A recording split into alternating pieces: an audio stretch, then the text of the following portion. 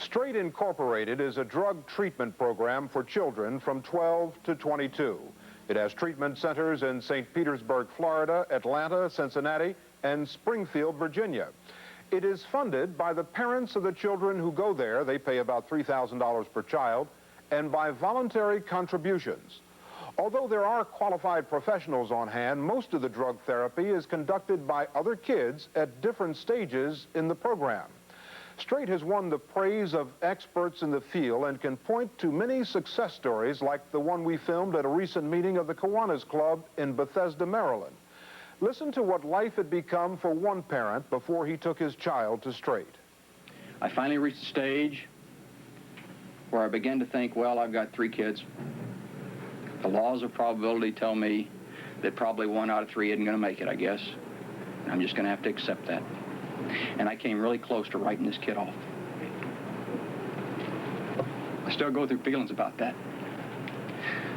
But I didn't know what to do. I was lost.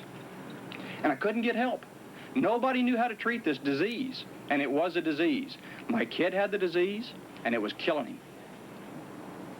Finally, we were fortunate enough to have entered the program that I am now a member of. And I could stand here and talk to you for hours on the changes we've made, the changes that he's made, and the miracle that he's become. This is the headquarters of Straight in St. Petersburg, Florida.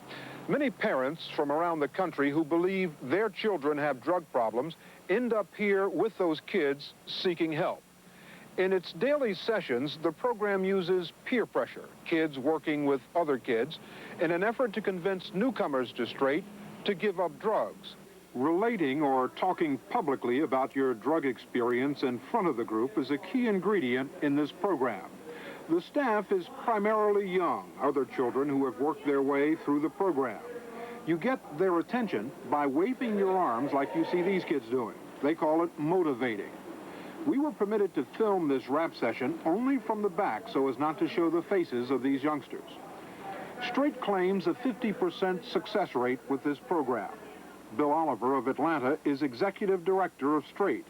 He gave up his computer business to take on the job after his daughter beat her drug habit using the Straight philosophy. The basic philosophy would be similar to the philosophy of AA, is that people that have had the problem and are having the problem are in the best position to relate and help those that are going through the problem. Sound terrific? Well, there is another side to this story. Recently, a number of kids have charged they were imprisoned by Straight, even though they didn't have a drug problem, that they were abused while they were there, and that Straight refused to let them go even after they asked. All this despite state laws which in effect prohibit the detention of anyone without a court order. In fact, one of them sued Straight and was awarded $220,000 by a jury which believed he had been held by Straight against his will. His name is Fred Collins. Last year, while 19 years old and a freshman in good standing at Virginia Tech, he went to St. Petersburg, Florida with his parents to visit his younger brother who was undergoing treatment at the Straight program. Now, under the program's rules, to see his brother, Fred had to be interviewed first. But what happened next, he didn't expect. And they told me, well, Fred, we've decided that you need the program. And I said, wait a minute, what are you talking about? They decided, well, we've talked to your parents, and we've decided you're going to come into this program, and we think that you need to be here. And I argued with them, I go, what do you mean I need to be here? I don't have a drug problem. If I have a drug problem, you might as well take the rest of Virginia Tech in. Fred testified to that jury that awarded him $220,000 that Straight officials kept him in the intake room until he finally agreed to sign himself in. A meeting he estimates lasted as long as 10 hours. Now, are you telling me that you went to this place to see your brother and they said, okay, but we have to interview you first? Yes. And then they subjected you to this 10-hour interview? That's correct. At the end of a 10-hour interview, you ended up a client in this program? Yes, I was shanghaied into the program. Did you ask to see your parents or talk to your parents? Oh, over and over and over again. I just begged them. I said, I can clear this up. My parents know I don't have a drug problem. Just let me talk with them for a little bit. They say, nope, you can't see your parents until you sign yourself in. Despite Fred's claim his parents knew he didn't have a drug problem, his father did end up testifying at the trial that he believed the straight people who told them he did. Incidentally, neither of his parents would talk to us. For the next several months, Fred spent his days in rap sessions run by staff members and other clients, so-called old-comers, people further along in their program. At night, like the others, Fred was housed at the home of a nearby straight family. Fred insists he had no drug problem, that he was coerced into confessing that he did. That's how he ended up in the program, a program he says was more prison than therapy. I was watched constantly. If I showered, I was watched. They assumed that you try to do something in the shower. At night, I was locked in my bedroom with an alarm on the door. What would happen in cases where someone didn't follow their rules of behavior? Okay. This happened a lot. Somebody wouldn't sit up straight enough. They weren't motivating, waving their hands fast enough. They would be sat on. That was the first form of punishment, is they would take you out of group. They'd lay down the side of group in 3 or 4 phasers with on your chest, your face, and all your arms, okay? And they'd keep you like this until you agreed to conform. Now, phasers are other people in this program? That's correct. These teenagers at one time were also clients of straight. They also say that if you didn't follow the rules, you would be set on. They had a girl on each part of my body, every part of my body. There wasn't one piece of skin except for my face showing, sit on me for about 2 hours. And by then, I felt like I'd just given up. I thought that I was going to die, you know. And it's like that's how they think they're going to break you into doing something. When they sat on me, I felt like I was going to die. I couldn't breathe or anything like that, you know. And in a way, I wanted to die so that they would, you know, have to pay for it and stuff like that. And I just wanted to get out of there. I didn't think I was ever going to get out. Many of these youngsters asked to leave and were told to do so, they would have to put in a request with another youngster on a higher level. I was trained as a staff member that if a person puts it through chain of command to leave, many times we just dropped it in the trash bucket and said it got lost, or that we never heard the request. When you say that you were a staff member, how old were you at the time? I was 15. Did you have any kind of training? Not except for the training that Straight had given me. None. Fred Collins says he remembers what the staff did to one youngster who didn't listen to them. They'd make him do exercises on the floor, and he wouldn't go all the way down, so they'd kick him in the head to make him go all the way down. He had his chin slashed from that. Another time, he was in the bathroom, and they had 4 or 5 people sitting on him, and they broke his ribs. They broke 7 of his ribs. And what they had to do is, I mean, he complained that his ribs were broken. They said, shut up, and he wasn't even able to go to the hospital. They ended up healing the wrong way. What you're calling punishment is restraint. And it's only used in response to a person who becomes violent to themselves or others, becomes physically violent with themselves or others. Now, we asked Bill Oliver, the program's executive director, about the charges of physical abuse. We use that restraint technique, and it's been greatly exaggerated, and it's been called sitting on them, and you get visions of people sitting on people's heads and chest, things like that. What we do if a child gets violent is get them to lay on the floor as best we can and hold their arms, their legs, their head, and their torso. No weights applied on their stomach. They're not prevented from breathing. And kids who say that they have suffered injuries as a result of that, they are lying.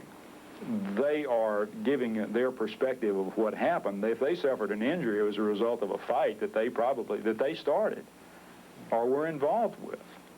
Again, drug-using young people tend to be sometimes violent, but they weren't injured as a result of the restraint technique.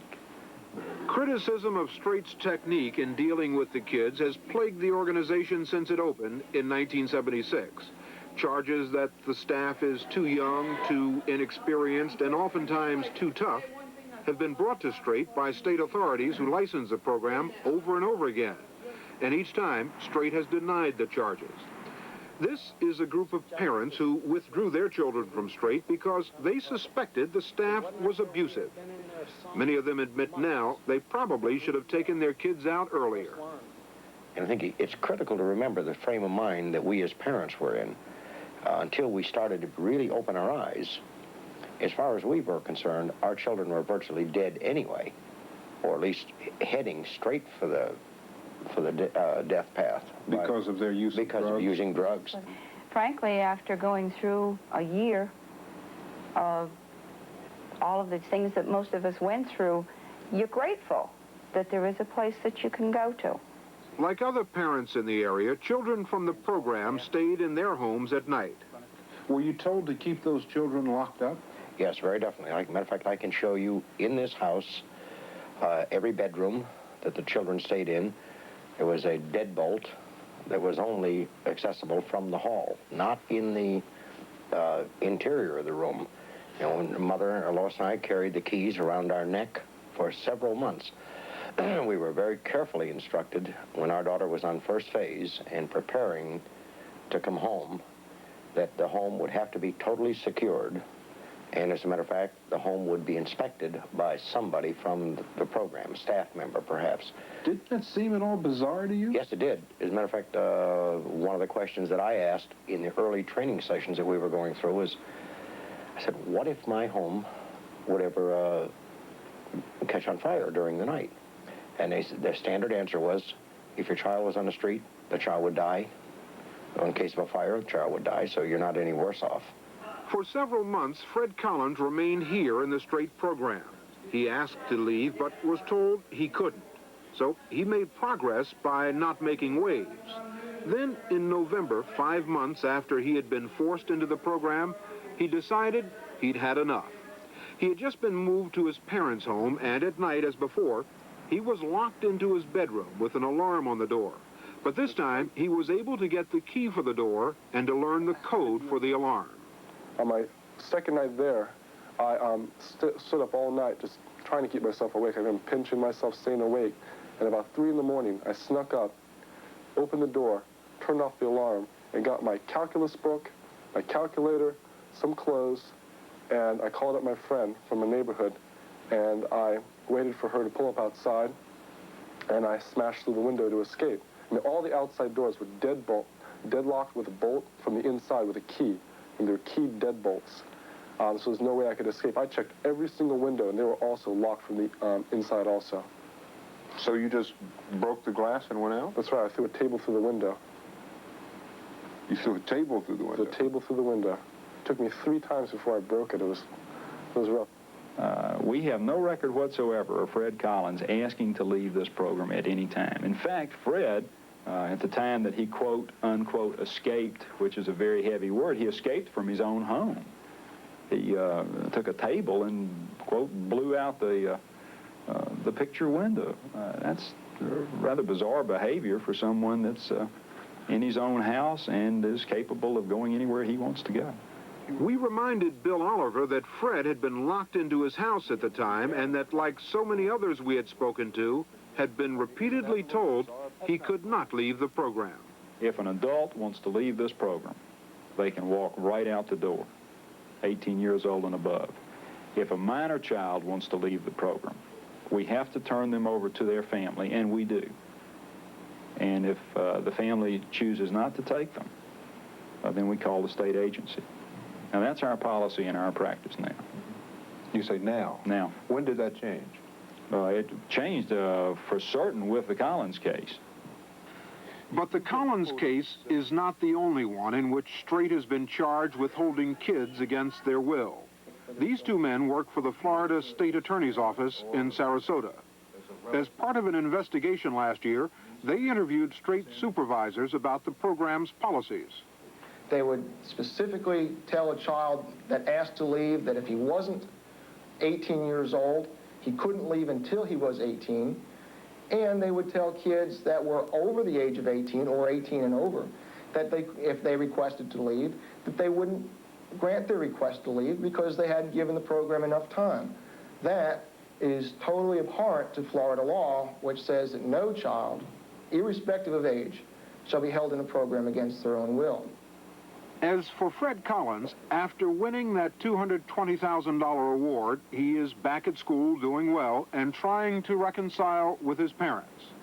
Fred still wants to know why Straight didn't listen to him when he insisted he had no drug problem and why they deprived him of his liberty for so long.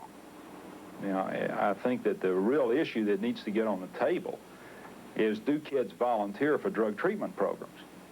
Because I think that's the core issue that you're alluding to. No, kids do not volunteer for drug treatment programs. I don't think we've seen one. Someone, somewhere, a parent, a government official, probation officer, someone is literally forcing that child to make a voluntary decision. Straight recently worked out an agreement with Florida authorities under which kids will no longer be locked in their rooms at night and will be able to leave the program if that's what they want to do.